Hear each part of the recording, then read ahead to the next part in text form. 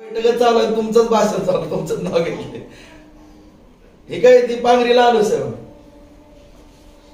ते ग्रामीण रुग्णालयाच लाईव्ह चालू आहे साहेब. सगळं बोला, जरा स्पीकर ऑन करतो मी. आपलं पांगरी ग्रामीण रुग्णालयात आपण वाढ करतोय 30च्या ऐवजी 50 बेड आणि ट्रॉमा युनिटला 30 बेड होते साहेब. हा बोला साहेब, मी लाईव्ह चालू आहे. एक स्पीकर ऑन करतो. हा बोला साहेब.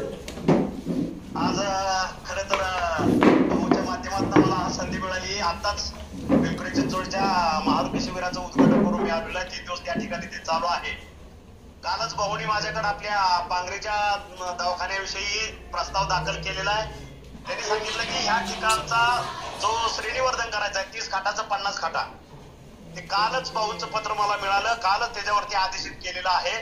येत्या शुक्रवारपर्यंत पुढच्या प्रस्ताव माझ्याकडे अगदी डीडी कडून सगळं संपूर्ण परिपूर्ण प्रस्ताव माझ्याकडे येईल आणि पुढच्या आठवड्यात आपल्या त्या रुग्णालयाला 30 खाटाच्या ऐवजी 50 खाटाचं श्रेणीवर्धनची मान्यता तात्काळ देण्यात येईल. कारण भाऊच्या माध्यमातून प्रचंड मागणी अगदी लावून धरली होती. बार्शीतल्याही बाबतीतल्या काही गोष्टी माझ्या कानावर त्यांनी घातलेल्या आहेत आणि आपल्या दृष्टीनं बार्शी तालुका संपूर्ण आरोग्याच्या दृष्टीनं परिपूर्ण आणि त्याला संपूर्ण सहकार्य, अपग्रेडेशन असेल, साहित्य असेल, डॉक्टर्स असतील, परिचारक असतील, सर्व उपलब्ध तुम्हाला येत्या महिन्यामध्ये संपूर्ण सहकार्य केलं जाईल आणि त्या पद्धतीची परिपूर्णता माझ्या खात्याकडे केलं जाईल. हे आज आपल्या सगळ्यांच्या माध्यमातून भाऊला मी आश्वासित करू इच्छितो.